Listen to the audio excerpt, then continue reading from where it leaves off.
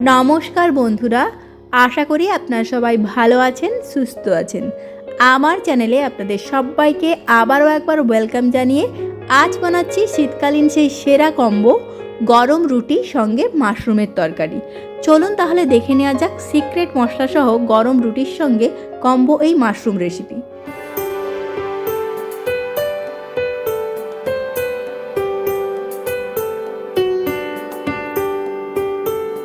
শীতের সময় মাশরুম প্রায় বাজারে অ্যাভেলেবেল থাকে, আর হঠাৎ করে বরমশাইয়ের হাতে দেখি এক মাশরুমের প্যাকেট। তাই দেখে বড়ই খুশি। আজ বানাবো মাশরুম রেসিপি, তবে নতুন পদ্ধতিতে। চলুন তাহলে দেখে নেওয়া যাক এই পদ্ধতি। এর জন্য প্রথম মাশরুমগুলো একটা কন্টেনারের মধ্যে নিয়ে নিলাম দেখুন। এরপর এক এক করে মাশরুমটা পরিষ্কার করে ছাড়িয়ে নিতে হবে। দেখুন আমি কিভাবে ছাড়াচ্ছি, দেখুন আপনারা আপনাদের পদ্ধতি অনুযায়ী ছাড়িয়ে নেবেন। আমি কিন্তু এইভাবেই ছাড়িয়ে নিচ্ছি।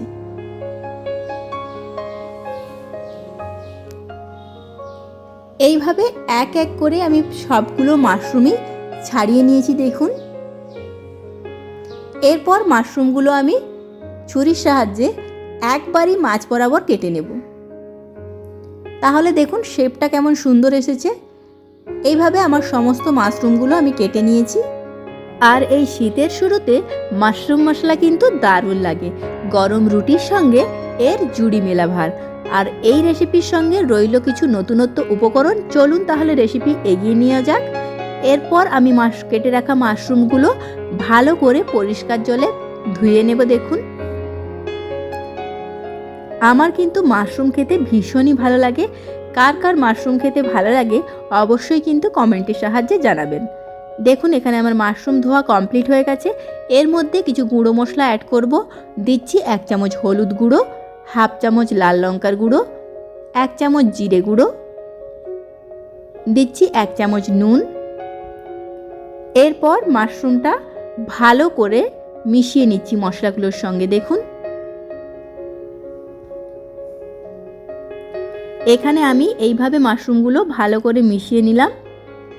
এরপর ওভেনের মধ্যে একটা প্যান বসিয়ে এর মধ্যে আমি 2 টেবিল স্পুন সাদা তেল ব্যবহার করলাম। আপনারা সানফ্লাওয়ার অয়েল ছাড়াও সর্ষের তেলও ব্যবহার করতে পারেন। দেখুন গরম তেলের মধ্যে আমি আগে থেকে ম্যারিনেট করে রাখা মাশরুমটা দিয়ে দিলাম। এরপর 5 মিনিটের জন্য আমি ফ্রাই করে নিচ্ছি। ঢাকনা লাগিয়ে 5 মিনিট ফ্রাই করে নেওয়ার পর দেখুন মাশরুমটা কিছুটা সেদ্ধ হয়ে যাবে আর অনেকখানি জল বেরিয়ে আসবে। এমতো অবস্থায় আমি ওগুলো ঠান্ডা করতে রেখে দিলাম। অপরদিকে মিক্সার গ্রাইন্ডারের মধ্যে 6-7টা কাজু আর নিয়েছি একটা গোটা টমেটো। এরপর ভালো করে গ্রাইন্ড করে নিলাম দেখুন। ওই প্যান ভালো করে ধুয়ে ওর মধ্যে আবারও 2 টেবিল স্পুন সাদা তেল ব্যবহার করলাম।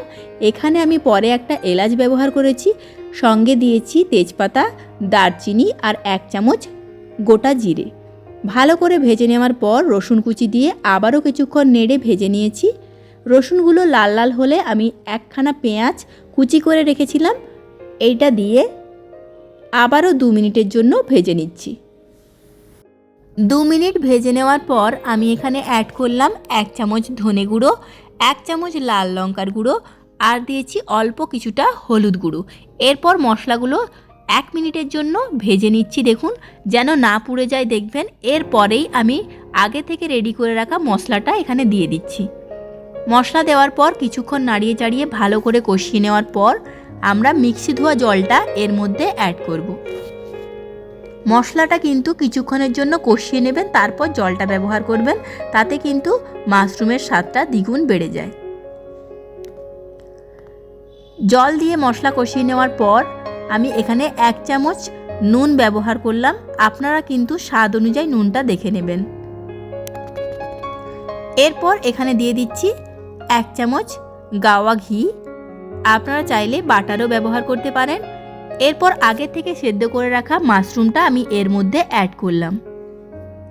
মাশরুম দিয়ে দেওয়ার পর আবারও কিছুক্ষণ নাড়িয়ে চাড়িয়ে ওপর থেকে কাসুরি মেথি দিয়ে আপনারা ড্রাই অবস্থাতেও এটা খেতে পারেন, কিন্তু এখানে আমি একটু গ্রেভিটা চাই তাই 1 কাপ গরম জল ব্যবহার করেছি।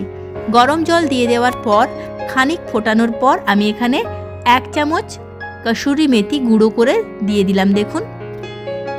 এরপর ঢাকনা লাগিয়ে 5 মিনিট পর এক টুকরো লেবুর রস এখানে আমরা ব্যবহার করলাম।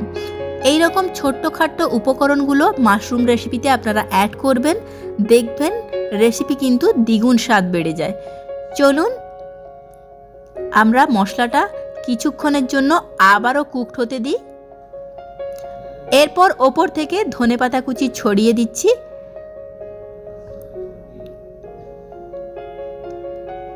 ভালো করে মিশিয়ে নিচ্ছি। দেখুন ধনেপাতাগুলো।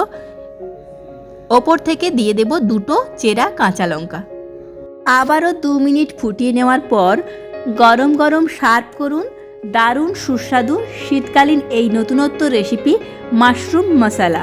খেতে কিন্তু বন্ধুরা জাস্ট ফাটাফাটি লাগে, কিন্তু ক্ষুদ্র ক্ষুদ্র এই উপকরণগুলো স্কিপ করা কিন্তু একেবারেই যাবে না।